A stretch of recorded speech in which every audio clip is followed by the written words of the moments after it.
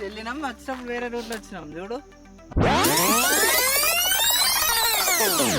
Hi, this is Vicky Vihari.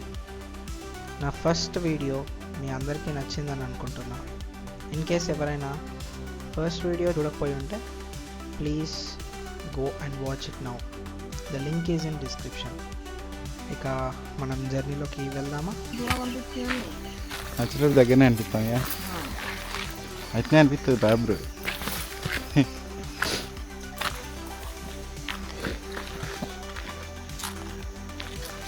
మీరు వెళ్ళేటప్పుడు వేరే రూట్లో వెళ్ళినాం, వచ్చినప్పుడు వేరే రూట్లో వచ్చినాం చూడు.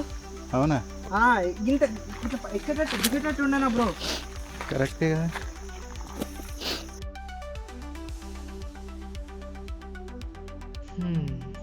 వాటర్ ఫాల్ ట్రెక్ అయితే అయిపోయింది. ఇక రాచకొండ ఫోర్ట్ వెళ్ళి సన్సెట్ వ్యూ చూద్దామనేది మా ప్లాన్. బట్ ట్రెక్కింగ్ చేసి రిటర్న్ అయ్యేసరికి సన్సెట్ అయిపోయింది. ఎందుకో తెలీదు, రాచకొండ ఫోర్ట్ అయితే వెళ్దామని ఫిక్స్ అయ్యాం.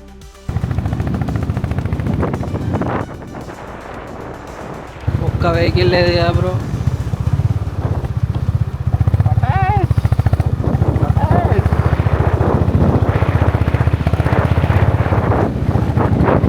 మీకు ఏం రైట్స్ ఉన్నాయి సార్ ఇక్కడికి తీసుకొచ్చి చంపేయడానికి?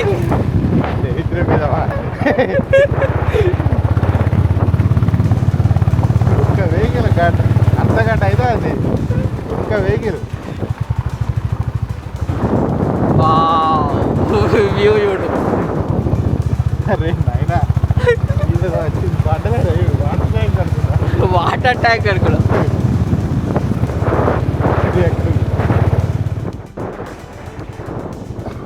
ఫైనల్లీ ఒక ఊరు కనిపించింది.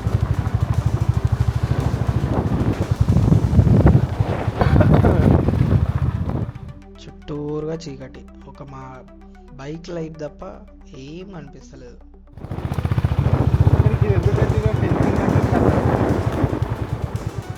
ఒక్క పాయింట్ కూడా సిగ్నల్ లేదు.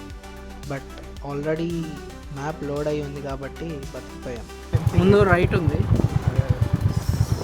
70 meters అనే ఉన్నది. ఫోటో అల్లకు అల్లకు ఫస్ట్ ముందట్టుకోతే రాచకొండ ఫోర్ట్ ఇదే. ఫైనల్గా రాచకొండ ఫోర్ట్ ఎంట్రన్స్ అయితే వచ్చేసాం. బట్ ఈ చీకట్లో ఇక్కడ మెయింటెనెన్స్ కూడా సరిగ్గా లేనట్టుంది. ఎంత దూరం వెళ్తామనేది నాట్ షూర్. సో ఎంతవరకు వెళ్ళగలుగుతాం అంతవరకు వెళ్దామని చెప్పేసి వెళ్తున్నాం.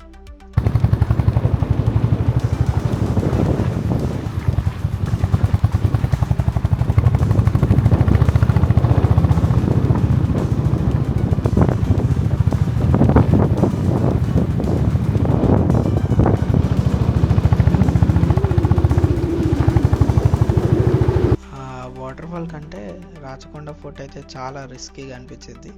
So if you plan for Rachakonda fort, do plan it in the day time. ఇటు రైట్కి బ్రో. ఆ చీకట్లో వీడియో ఏమైనా క్యాప్చర్ చేద్దామని చెప్పేసి నానా పంటలు పడి లాస్ట్కి బైక్ హెడ్ లైట్ తోటి వీడియో క్యాప్చర్ చేసాం. ఈ జర్నీలో నేను నేర్చుకుంది ఏంటంటే, మనం ఏదైతే ప్లాన్ చేస్తామో అది జరగదు.